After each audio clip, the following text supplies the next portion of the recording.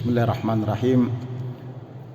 Assalamualaikum warahmatullahi wabarakatuh. Alhamdulillah wassalatu wassalamu ala Rasulillah wa ala alihi wa sahbihi wa mawalah. Allahumma salli ala sayyidina Muhammad wa ala ali sayyidina Muhammad.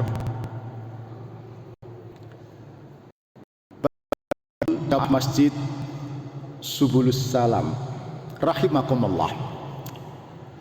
Kiranya sudah kali ketiga kita ditemani dengan pandemi, lebihnya transformasi menuju lebih tepat lagi adalah ujian krisis ekonomi pasca pandemi.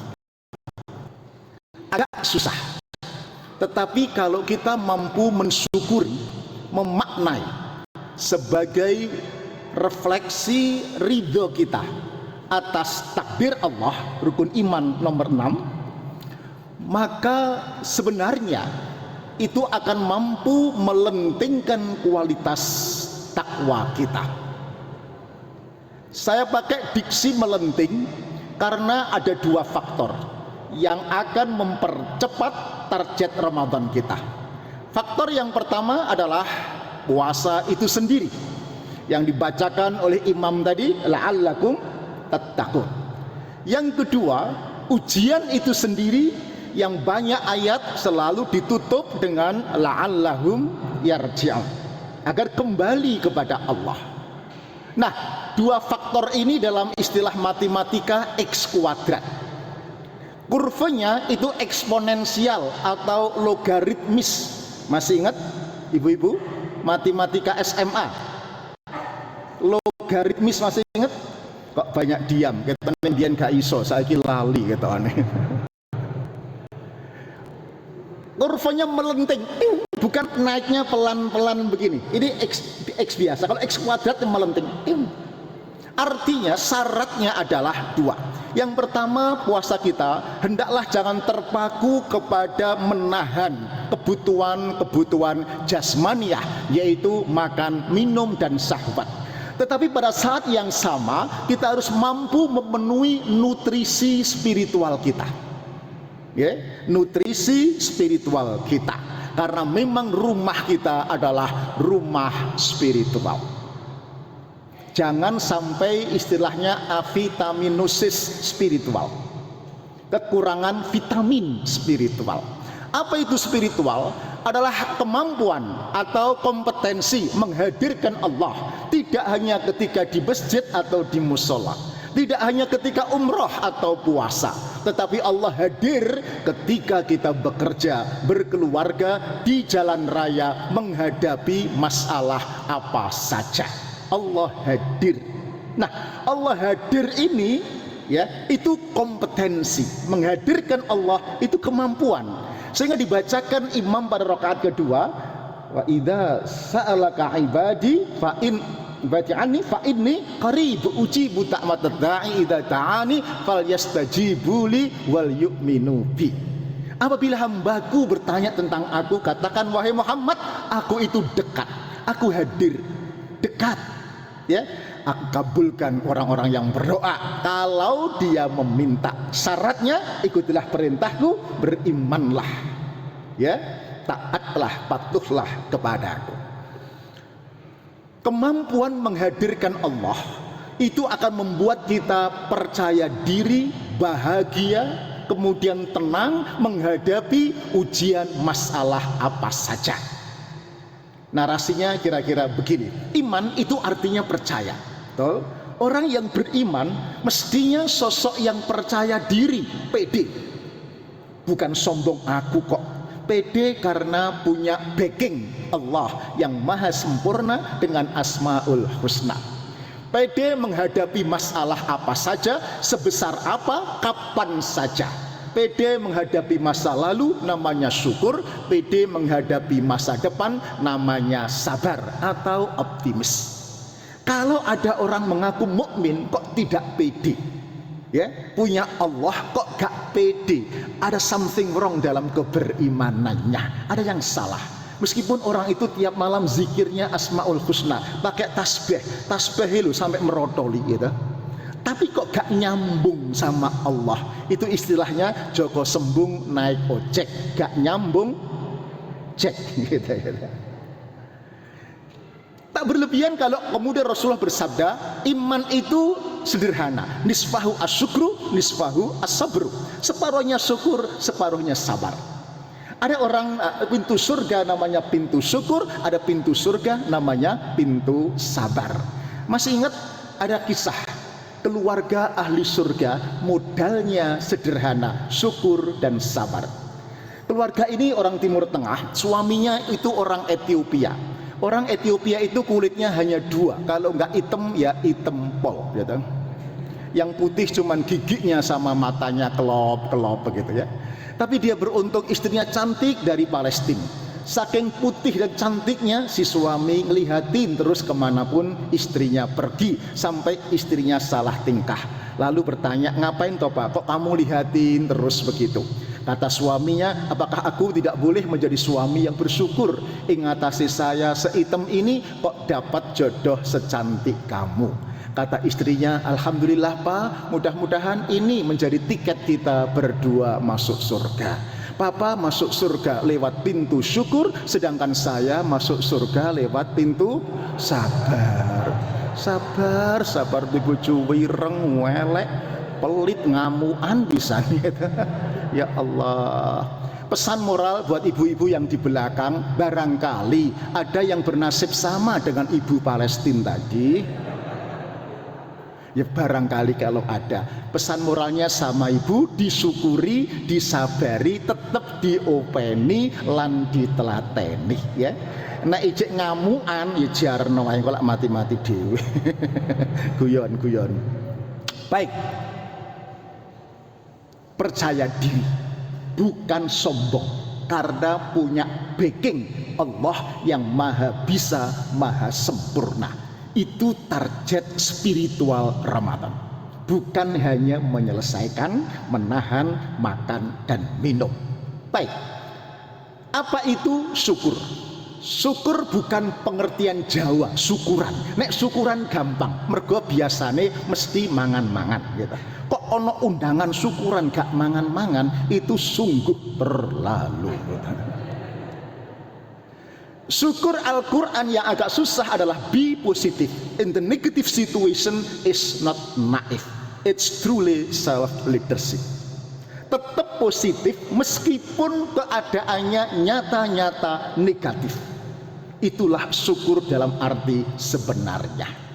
Yang pedagang ya, kita lihat pedagang kaki lima menjamur di mana-mana, pembelinya yang tidak ada, betul? Sing tuku gak teko-teko, sing teko gak tuku-tuku, delok toh begitu. Tetap positif, bergerak berharokah.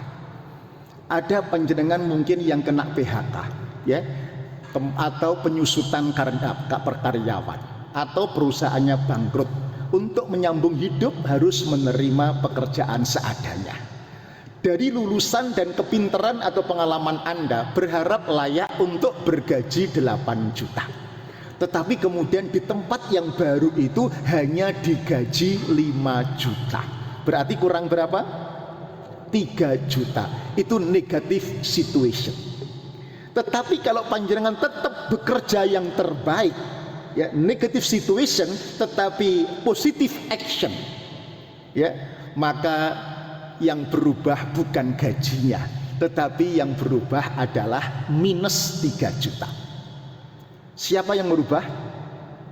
Allah Ta'ala. Kenapa Allah merubah?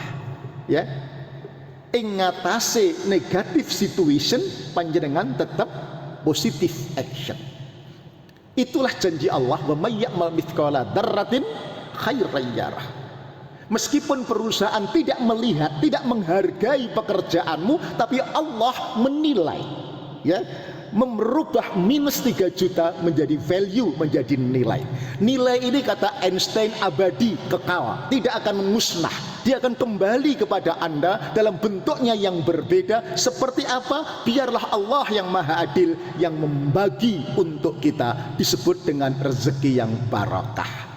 Barokah itu gaji nggak seberapa, tapi dilalah anak-anak pinter, sehat, apalagi gak ganyang, gak ganyang, gak ganyang niku napa? Gak makan hati, gitu, gak bencekno, nah kira-kira gitu, itu kan enggak. Gaji nggak seberapa, tapi delalah istrinya itu qanaah, neriman. Persis seperti ibu-ibu yang di belakang itu, kan wajahnya wajah yang neriman, qanaah begitu. Dikasih belanja suami 100.000 sehari, leh ngelegak nih gak karu-karuan. Tangan suami dicium bolak-balik, bolak-balik, bolak-balik. Maksudnya ditunggali kok 100 tok, kira-kira begitu. Itu namanya istri yang qanaah atau neriman. Baik. Yang kedua, sabar. Ibu, bapak, sabar itu bukan versi Jawa, ngelus dodo. Ngelus dodo tidak menyelesaikan masalah, kecuali dodone tok sing tambah halus, gitu. Sabar itu bersama Allah menghadapi masalah. Persis seperti nasihat Imam Ibnu Athaillah Al-Askandari. Ketika panjenengan mendapatkan musibah yang berat, jangan seperti anjing. Anjing itu kalau dilempar tulang oleh tuannya, dia lari kemana? Rebutan tulang, sampai lupa kepada tuan yang melemparnya. Kita manusia beriman, ketika dilempar oleh Allah musibah atau ujian yang berat, jangan menghadapi ujian itu itself, tetapi mendekatlah kepada Allah. DP pirsa DP nek wong kutha gak roh, nek wong desa roh nek gitu. DP niku napa nggih? DP taqarrub ilallah. Nah, rangkaian qiyamul Ramadan itu DP taqarrub ilallah, ya, mulai zikir, tadarus, takjil, sahur, tafahum, apalagi itu semua DP. Lalu mintalah kekuatan dari Allah, karena la haula wala quwata illa billah. Lalu bersama Allah hadapilah musibah, bersama Allah hadapilah masalah. Itulah makna innallaha ma'as sabirin, itulah makna wa basyiris sabirin. Allah bersama orang-orang yang sabar. Berilah berita gembira kepada orang-orang yang sabar. Orang yang sabar bersama Allah itu berita gembira, bahagia. Gak ngamuan, gak baperan, gak panikan, gak bingungan, gak ngamuan. Cool. Ya. Itulah maka nasihat orang tua kita, nak, urip sepisan bebrayan, ojo gelek ngamuan. Sing sapa gelek ngamuan biasane budal disian, gitu. Budal teng pundi? Budal teng pundi? Kuburan, betul. Ini bukan guyon, survei membuktikan laki-laki harapan hidupnya lebih pendek ketimbang wanita. Laki-laki 65 tahun rata-rata, wanita bisa mencapai lebih 70 tahun. Di tempat ibu saya, sewulan itu dari masjid sampai mentok itu rondo kabeh. Tapi rondo tuwek-tuwek gitu. Bisa 75-80. Kenapa begitu? Katanya satu, laki-laki suka ngamuan, suka marahan. Yang kedua, laki-laki terlalu sering diomeli sama istrinya. Makanya cepat mati. Bu, kalau ngomel jangan dihabis-habiskan hari ini. Kata film, to be continue for tomorrow. Agar bapak gak cepet. Enggak, ini enggak guyon. Ibu, survei membuktikan semenjak anak-anak daring itu kekerasan verbal naik 65%, kekerasan fisik naik 15%. Kekerasan verbal itu ngomel-ngomel. Ya. Cilakanya kalau ibu yang ngomel-ngomel, itu yang diomeli bukan hanya anaknya yang nggak mau daring, tetapi bojone moro tua ponaan kesantap kabeh gitu. Jadi itulah makanya. Ibu, ada pesan dari A'agim mengatakan begini, kalau orang ngamuan itu pertanda tambahnya ilmu tidak sepadan dengan besarnya masalah yang dihadapi. Masalah hidup semakin ruwet, ngopeni anak gak gampang, tapi gak gelem ngaji, gak gelem zoom, gak gelem diskusi, gak gelem apa? Tanya kepada yang ahli. Akibatnya ngamuan. Contoh, ibu ditanya sama anaknya yang SD tentang matematika, nek gak iso ngamuk-ngamuk biasanya. Ya. Mama, ini gimana persamaan dan pertidaksamaan? Aduh nak, dulu mama nggak bisa, sekarang lupa, katanya begitu. Yang SMP nanya, mama ini gimana sin kos tangen kotangan? Aduh, mama yang ingat fungsi kotangen, katanya begitu. Jadi ngeles terus. Dan tambah nemen yang SMA nanya, ma ini gimana integral tumpuk 3? Sekolah berlarang-larang takut mama terus, takut gurumu kono loh. Ngamuk-ngamuk nutupi ke kurangannya. Coba nek mamai pinter, ini biar mama ibu rumah tangga nggak kalah dengan guru matematikamu. Sini, jangankan integral tumpuk 3, tumpuk 5 iso gitu. Oh no, tumpuk 5 gitu. Itulah kalau mama pinter gak ngamuan. Nek mama nek gak patek pinter, biasanya uring-uringan untuk menutupi. Nah, yang ketiga, ibu bapak untuk bisa syukur dan sabar, syaratnya harus hidup sederhana atau simplicity, agar mudah bersyukur, mudah bersabar. Simplicity, sederhana itu bukan miskin, bukan kaya. Miskin itu keadaan hidup, kaya keadaan hidup. Miskin pilihan hidup bijaksana. Dengan sederhana, panjenengan akan bisa mengamalkan an-najm wa annahu huwa aghna wa aqna. Dialah Tuhanmu yang telah memberikan kekayaan kepadamu dan mencukupkanmu. Ada semacam jaminan dari Allah bahwa rezeki yang sampai kepada panjenengan sak temene cukup untuk hidup, meskipun belum tentu cukup untuk membiayai gaya hidup. Maka ukurannya sederhana. Kalau di rumah banyak gesekan, banyak pertengkaran, konon banyak perceraian. Ya, ingat hukum Newton waktu SMP, gesekan berbanding lurus dengan gaya-gaya. Kalau di rumah banyak gesekan, mungkin uripmu kakean gaya pola penampilan, gaya pergaulan, ya, pola makan nomor 4 kakean pola. Nah, kakean pola itu nggarai gak cukup. Ingat nasihat orang tua kita, nak, urip iku sak temene sederhana, sing gawari ruwet iku lak pikiranmu. Betul? Nak, urip iku sak temene murah, sing garai larang iku lak gengsimu. Betul? Di rumah sering saya nggak masak, tinggal berdua saja. Lalu ketimbang ribet saya beli pecel, ya 7.000, lauk tempe 8.000, ya. Ada usus, ada jeruan, nggak berani ngambil, kolesterol. Ada daging ya gak kepingin karena selilitan, itu setupek loh. 8.000 tak bawa pulang, maem berdua sudah kekenyangan. Berarti per teks berapa? 4.000. Murah napa murah?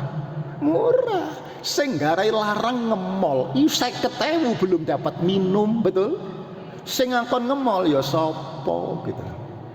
Betul? Di rumah itu kebutuhan hidup, ngemol itu gaya hidup. Bapak Ibu, kalau panjangan bisa stay di rumah, ya, memenuhi kebutuhan hidup, tidak memenuhi keinginan hidup, insya Allah hidup ini menjadi sederhana, bahagia, senyum, tidak terlalu rumit seperti yang dibayangkan orang.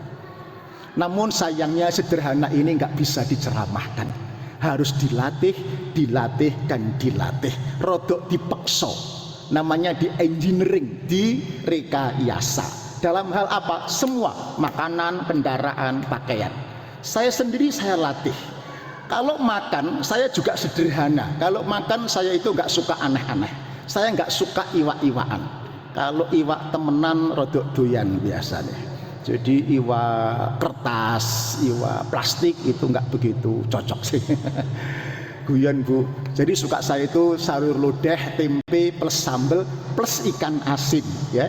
Itu dipotong 4, ngambil 1 aja nggak berani tambah, mergo wasine gak karu-karuan, betul?